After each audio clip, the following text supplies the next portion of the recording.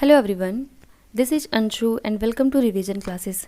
Discuss करेंगे आज हम फंजाई के बारे में और फंजाई से रिलेटेड जितने भी क्वेश्चंस पूछे गए हैं उन सभी को सॉल्व करने की कोशिश करेंगे हम।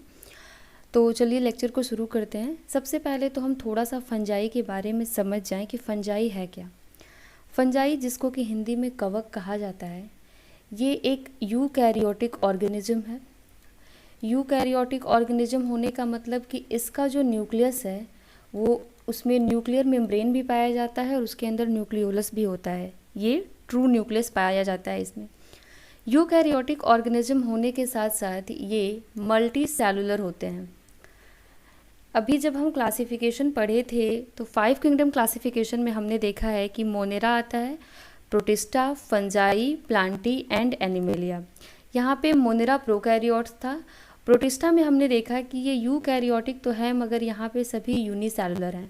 तो हम बोल सकते हैं कि जो फंजाई है वो फर्स्ट ऐसा किंगडम है जहाँ पे हमको मल्टी सेलुलर ऑर्गेनिज्म देखने को मिले हैं और वो भी यूकैरियोटिक। तो यूकैरियोटिक मल्टी सेलुलर ऑर्गेनिज्म है फंजाई। इसके अलावा ये सभी के सभी heterotrophic mode of nutrition show करते हैं।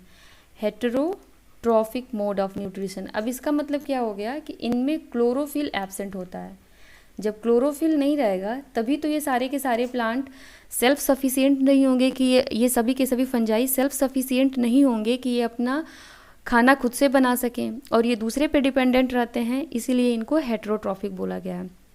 अब देखो, ये सभी मल्टी सेलुलर तो होते हैं मगर यहाँ पे एक एक्सेप्शन भी हम पढ़ते हैं और उसका नाम है ईस्ट।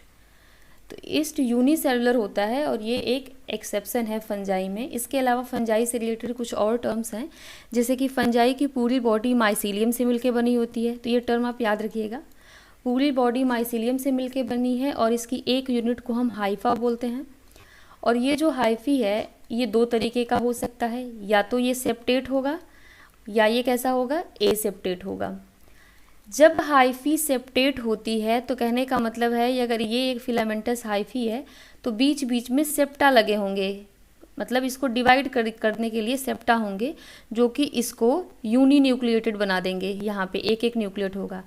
जब हाइफी एसेप्टेट होती है तो बीच में कहीं पे हमको सेप्टा दिखाई नहीं देगा एंड दैट इज़ वाई ये मल्टी न्यूक्लिएटेड कंडीशन शो करता है, जिसको कि हम सिनोसिटिक कंडीशन बोलते हैं।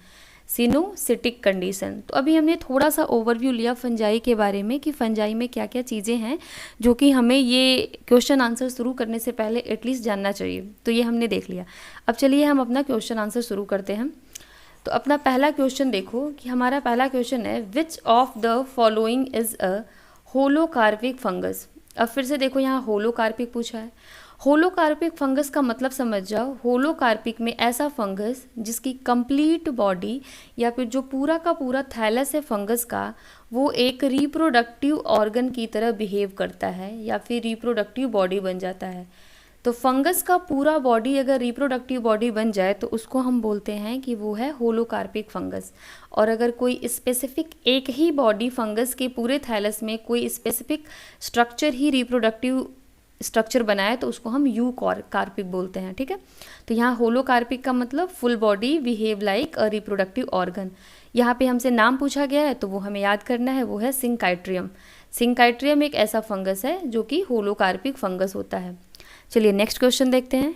पूछा गया है, which stage of Puccinia is found on it's alternative host. अब देखो पक्सीनिया क्या है। पक्सीनिया एक फंजाई है जो कि रस्ट डिजीज कॉज करता है वीट में। वीट में रस्ट डिजीज कॉज करेगा और इसमें 5 तरीके के स्पोर्स पाए जाते हैं। इन्हीं स्पोर से क्वेश्चंस हमेशा बनते हैं। अब देखो, ये एक हेट्रोसियस फंगस है। हेट्रोसियस फंगस होने का मतलब है कि ये अपना लाइफ साइकिल 2 होस्ट के पास जाके कंप्लीट करता है। एक होस्ट इसका है वीट प्लांट और दूसरा है इसका होस्ट कौन सा, बरबेरी का प्लांट होता है। ठीक, तो एक बरबेरी और दूसरा वीट। तो वीट को बोलते हैं प्राइमरी होस्ट और बरबेरी को हम बोलते हैं सेकेंडरी होस्ट। अब आपसे यहाँ पे ये जानना आपको ज़रूरी है कि प्राइमरी होस्ट पे कितने स्पोर होते हैं और बरबेरी पे कितने स्पोर होते हैं। तो अल्टरनेटिव होस्ट पूछा गया है। अल्टरनेटिव का मतलब सेकेंडरी, तो हमको बरबेरी वाला एक स्पोर पूछा गया है। तो यहाँ पे हम सारे स्पोर को डिस्कस कर लेते हैं। वीट प्लांट पे 2 तरीके के स्पोर हमको दिखाई देते हैं मेनली। यहाँ पे मैं इसको इरेज कर देती हूँ, फिर मैं आपको बता रही हूँ। जब हम वीट प्लांट देखते हैं तो रस्ट डिजीज़ में पक्सीनिया के 2 स्पोर हमको वीट प्लांट पे दिखाई देते हैं, और वो स्पोर्स हैं, एक है यूरिडोस्पोर, ये नाम याद करना है आपको, और दूसरा है टिलिएटोस्पोर। ठीक है, ये दोनों स्पोर हमको वीट प्लांट पे दिखाई देते हैं। एक तीसरा भी है बेसिडियोस्पोर, ये भी समझो तो यहीं पे बनता है बेसिडियोस्पोर। और जब बर्बेरी पे आते हैं तो हमको 2 और स्पोर दिखाई देते हैं, एक है पिकनीडियोस्पोर, पिकनीडियोस्पोर, और अपना 5वां होता है एसियोस्पोर, एसियोस्पोर। तो हमसे पूछा गया है अल्टरनेटिव होस्ट पे कौन सा स्पोर बनता है, तो बर्बेरी के प्लांट पे हमने 2 देखा है, एक पिकनीडियोस्पोर और एक एसियोस्पोर। तो ऑप्शन में अपना पिकनीडियोस्पोर दिया हुआ है, तो हमारा करेक्ट आंसर हो जाएगा पिकनीडियोस्पोर। चलिए नेक्स्ट क्वेश्चन को देखते हैं। यहाँ पूछा गया है कि the Bordeaux mixture has salts of which of the following 2 metals. तो बोर्डियक्स मिक्सचर के बारे में आपसे पूछा, तो हमें पता है कि बोर्डियक्स मिक्सचर जो है उसको हम एज ए फंजीसाइड यूज करते हैं, तो इसका यूज किया जाता है फंजीसाइड की तरह। और ये मिक्सचर होता है अपना कॉपर सल्फेट का और कैल्शियम सल्फेट का। तो कैल्शियम सल्फेट को हम लाइम बोल सकते हैं, लाइम और कॉपर सल्फेट को वाटर के साथ मिलाने पे ये बनता है, तो इसी को बोला गया है बोर्डियक्स मिक्सचर। और आपसे पूछा गया है कौन कौन सा मेटल है, तो कैल्शियम और कॉपर होना चाहिए, दिख गया हमको यहाँ पे, तो करेक्ट आंसर है calcium and copper. Next question है टिलिएटोस्पोर ऑफ पक्सीनिया आर। तो हमने अभी देखा था कि टिलिएटोस्पोर जो पक्सीनिया का है वो अपने वीट प्लांट पे लगता है, प्राइमरी होस्ट पे, और ये जो स्पोर होता है वो होता है डाइकैरियोटिक। तो करेक्ट आंसर हो गया डाइकैरियोटिक। अब पूछा गया है कब फंजाई बिलोंग टू फाइकोमाइसिटीज़। ये ऑप्शन आपका यहाँ पे रहेगा फाइकोमाइसिटीज़, यहीं पे कर दिया है तो इसको मैं कट करती हूँ, फाइकोमाइसिटीज़। तो आपके ऑप्शंस हैं कब फंजाई बिलोंग टू जाइगोमाइसिटीज़, एस्कोमाइसिटीज़, बेसिडियोमाइसिटीज़ या फाइकोमाइसिटीज़। तो जनरली हम कब फंजाई किसको बोलते हैं, तो ये हम एस्कोमाइसिटीज़ को बोलते हैं। तो अपना करेक्ट आंसर क्या हो जाएगा एस्कोमाइसिटीज़। एस्कोमाइसिटीज़ के जो भी मेंबर हैं उनको कब फंजाई कहा जाता है। नेक्स्ट क्वेश्चन को देखते हैं। पूछा गया है फंगस विदाउट माइसीलियम इज। ऐसे फंगस जिनमें माइसीलियम नहीं पाया जाता है तो वो वही फंगस होंगे जो कि यूनिसेलुलर हैं। और हमने पढ़ा था कि यूनिसेलुलर में ईस्ट आता है और ईस्ट का नाम होता है सैकरोमाइसीस। तो करेक्ट आंसर हो जाएगा सैकरोमाइसीस।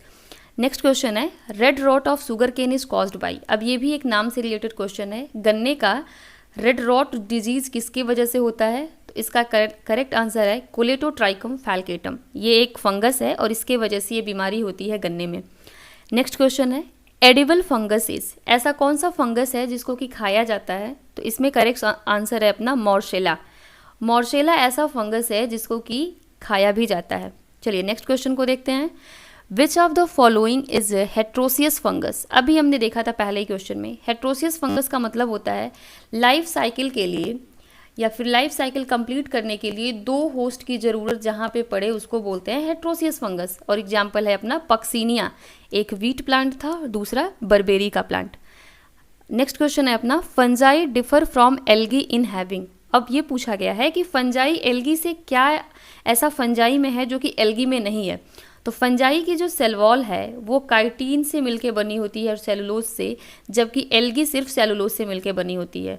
तो हम ये देख लेंगे कि करेक्ट आंसर क्या हो जाएगा cell wall made up of chitin and cellulose. ठीक, अगला क्वेश्चन है zymase enzyme is secreted by. ये बहुत इंपॉर्टेंट क्वेश्चन है, इसको मार्क कर लेना कि जाइमेज एंजाइम किसके द्वारा सेक्रेट होता है। तो इसका करेक्ट आंसर है ईस्ट। कहीं कहीं आपको सैक्रोमाइसीस भी लिख देगा तो वो भी उसका करेक्ट आंसर हो जाएगा। चलिए अगला क्वेश्चन देखते हैं। Alternaria solani cause. अब ये एक फंगस का नाम है अल्टरनेरिया सोलेनी और पूछा गया है कि उसके वजह से कौन सा डिजीज़ होता है। तो ये याद करने का है तो आप इसको सीधे याद ही कर लीजिए कि अल्टरनेरिया सोलेनी से early blight of potato disease होती है। अब यहाँ और भी कुछ ऑप्शन है उसको भी याद कर लो। लेट ब्लाइट किससे होता है, फाइटोप्थोरा से, फाइटोप्थोरा इन्फेस्टेंस। तो फाइटोप्थोरा भी याद रखोगे तभी भी हो जाएगा। वार्ट डिजीज़ ऑफ पोटैटो किससे होता है, ये सिनकाइट्रियम से होता है। ये सभी के सभी फंगस हैं।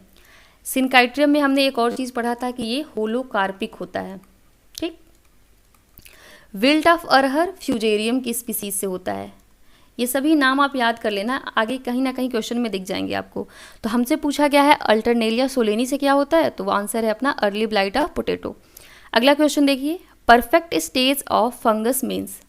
अब ये पूछा गया है कि अगर हम लिखे कहें कि परफेक्ट स्टेज ऑफ फंगस तो उसका मतलब क्या होता है, तो इसका मतलब होता है कि जब जो फंगस है वो परफेक्टली सेक्सुअल स्पोर बना सकता है तो उसको हम बोलते हैं कि ये परफेक्ट स्टेज है। तो करेक्ट आंसर होगा कि when it forms perfectly sexual spores. अब ये जो क्वेश्चन है इसका आंसर आप मुझे कमेंट सेक्शन में देंगे। क्वेश्चन है वाइन ईस्ट इज, तो ये आपका होमवर्क है, मुझे करेक्ट आंसर कमेंट सेक्शन में बताइएगा। एस का मतलब सैक्रोमाइसीज है, तो इसका आंसर मुझे दीजिएगा। और ऐसे ही और भी वीडियोस के लिए चैनल को लाइक करिए, सब्सक्राइब करिए। Thank you for watching.